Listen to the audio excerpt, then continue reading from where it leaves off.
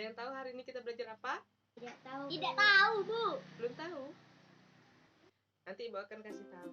Nah, sebelum kita ke pembelajaran, alangkah baiknya agar pelajaran kita berkah dan mudah diingat, kita berdoa terlebih dahulu.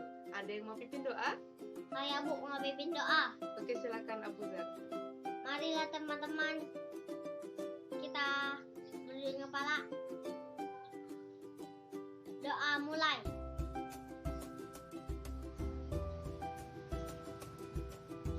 Doa sudah selesai. Baik anak-anak, kemarin kita telah belajar mengenai keluarga, anggota keluarga. Anggota keluarga itu diantaranya ada ayah, ada ibu, ada adik, ada kakak, keluarga besar, ada kakek, ada nenek, paman, bibi, dan juga sepupu. Nah, pada hari ini kita belajar mengenai membaca dongeng. Anak-anak sudah pernah baca dongeng? Belum? Nah, pada hari ini kita akan belajar mengenai dongeng. Ada yang sudah tahu apa itu dongeng? Oke, kalau belum tahu nanti Ibu kasih tahu ya. Nah, dongeng merupakan suatu cerita hayalan atau cerita yang tidak benar-benar terjadi atau hanya cerita saja. Nah, di dalam dongeng ini mengandung pesan moral. Ada juga yang hanya untuk menghibur. Namun, di balik dongeng atau cerita tersebut ada namanya pesan moral atau nasihatnya. Nah, anak-anak sudah pernah melihat dongeng atau membaca dongeng kancil. Nah, di sana juga terdapat banyak pesan moralnya. Pada hari ini kita belajar mengenai dongengnya, tapi bukan dongeng kancil. Jadi anak-anak, sebelum kita membaca dongeng, ada hal-hal yang harus kita perhatikan sebelum membaca dongeng. Yang pertama yaitu lafal. Nah, dalam membaca dongeng, kita harus membacanya itu harus jelas dan tidak bertele-tele. Dan membacanya juga itu tidak kata per kata. Jadi kalau membacanya pada suatu hari, itu tidak mencerminkan dongeng. Jadi kalau membaca dongeng itu pada suatu hari, nah itu baru dongeng. Yang kedua yaitu intonasi suara. Jadi apabila kita membaca dan bertemu dengan kalimat yang bertemu dengan titik, itu dibacanya datar. Selanjutnya, apabila kalimat tersebut bertemu dengan kalimat tanya, maka dibacanya menurun. Selanjutnya, apabila bertemu dengan kalimat yang bertemu dengan tanda seru, itu kita bacanya dengan nada tinggi. Selanjutnya, yang ketiga, ekspresi. Nah, dalam membaca dongeng atau menceritakan dongeng, ekspresi itu harus dibawakan. Ekspresi marah itu seperti apa? Ekspresi senang, ekspresi sedih, dan lain sebagainya itu harus dimunculkan. Dan yang keempat yaitu tanda baca. Nah, dalam membaca dongeng kita harus memperhatikan tanda bacanya. Apabila ada tanda koma, maka kita harus berhenti terlebih dahulu, berhenti sebentar, lalu dilanjutkan. Dan apabila kita bertemu dengan tanda titik, itu harus berhenti. Selanjutnya dilanjutkan dengan kalimat berikutnya. Nah, itu 4 hal yang harus diperhatikan sebelum membaca dongeng.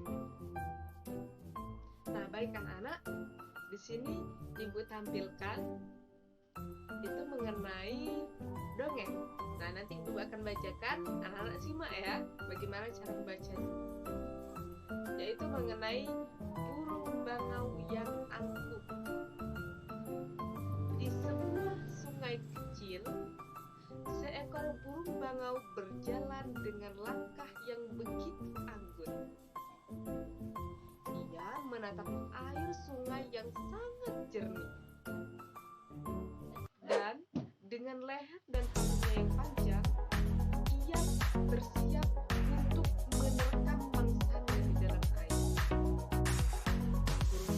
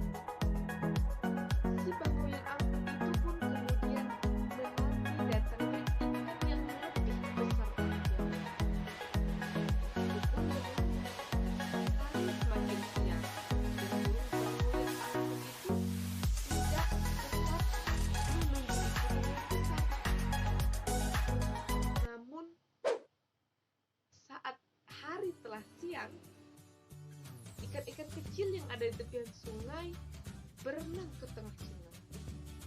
Hingga akhirnya burung bangau yang angkuh itu tidak lagi melihat seekor ikan pun di dalam sungai itu, dan membuatnya terpaksa memangsa tikus kecil yang berada di pinggir sungai. Nah, anak-anak, itu tadi contoh cara membaca dongeng.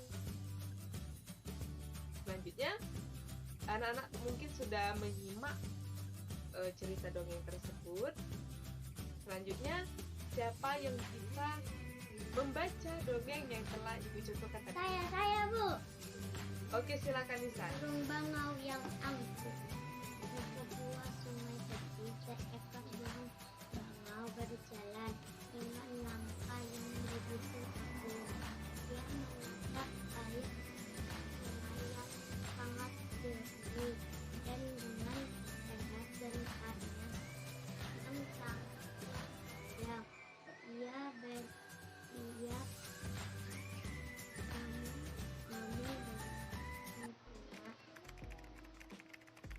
ia bersiap untuk menerkam mangsanya di dalam air. Burung bangau tersebut begitu senang melihat ke dalam air, karena pagi hari itu banyak sekali ikan-ikan kecil yang berenang. Namun dengan angkuhnya, ia berbicara pada dirinya sendiri. Nah, hari ini saya tidak mau makan ikan-ikan kecil. Saya adalah burung bangau yang anggun. Tidak pantasnya saya makan ikan kecil di sungai ini, kata anggunnya.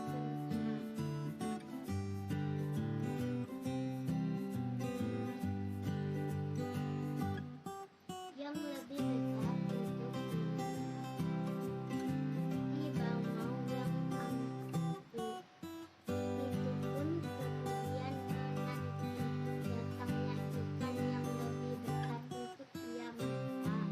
Itu pun berlalu hari semakin siang, dan burung bangau yang angkuh itu tetap menunggu ikan yang lebih besar. Namun saat hari telah siang, ikan-ikan kecil yang ada di dekat sungai berenang ke tengah sungai, hingga akhirnya burung bangau yang angkuh itu tidak lagi melihat seekor ikan pun di sungai itu, dan membuatnya terpaksa memangsa tikus kecil yang berada di pinggir sungai.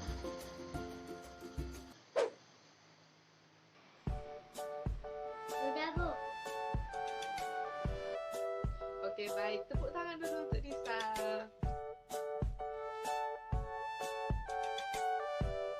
Nah, selanjutnya anak-anak, tadi sudah 2 kali nih mendengar dongeng mengenai bangau yang angkuh. Selanjutnya Ibu mau bertanya, siapa yang tahu pesan moral apa yang didapatkan atau nasihat apa yang kita dapat dari cerita dongeng tersebut? Saya, Bu, saya. Silakan Al-Fuzar. Pesan moralnya, jangan sombong, karena dapat merugikan kita dan orang lain. Oke, pintar. Jadi yang pesan moral menurut Al-Fuzar yaitu kita jangan sombong, karena jikalau kita sombong itu dapat merugikan diri kita sendiri khususnya, dan juga apabila kita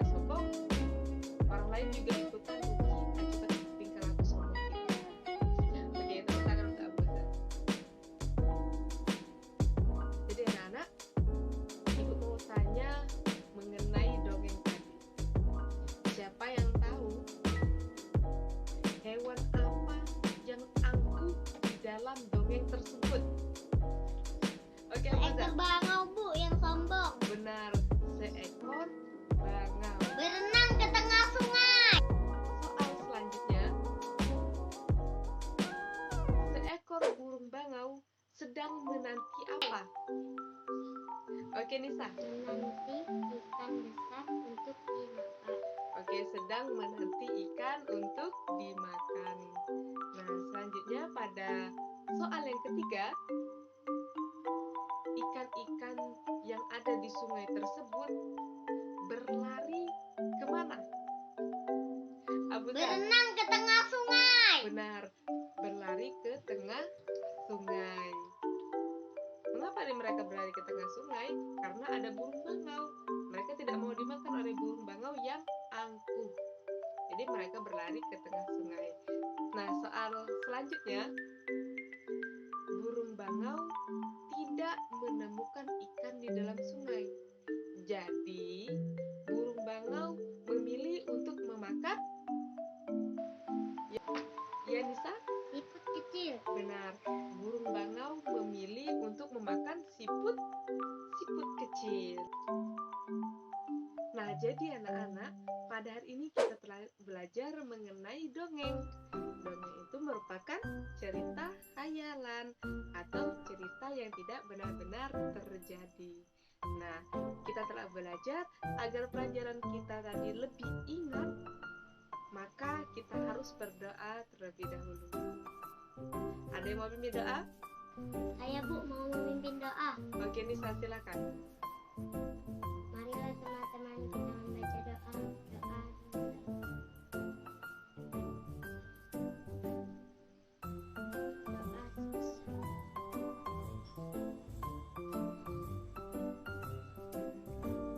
Nah, Saya, Bu, anak-anak, mau memimpin doa. pelajaran tadi jangan Marilah lupakan ya. teman-teman kita membaca Dan selanjutnya, doa. silahkan buat tugas mengenai dongeng tadi, tapi dongengnya itu berdasarkan cerita kalian sendiri. Selanjutnya, Saya, Bu, mau memimpin doa. Marilah teman-teman kita membaca doa. nanti pada minggu depan didoakan seperti mungkin itu saja pelajaran kita pada hari ini. Terima kasih anak-anak. Wassalamualaikum warahmatullahi Waalaikumsalam warahmatullahi wabarakatuh.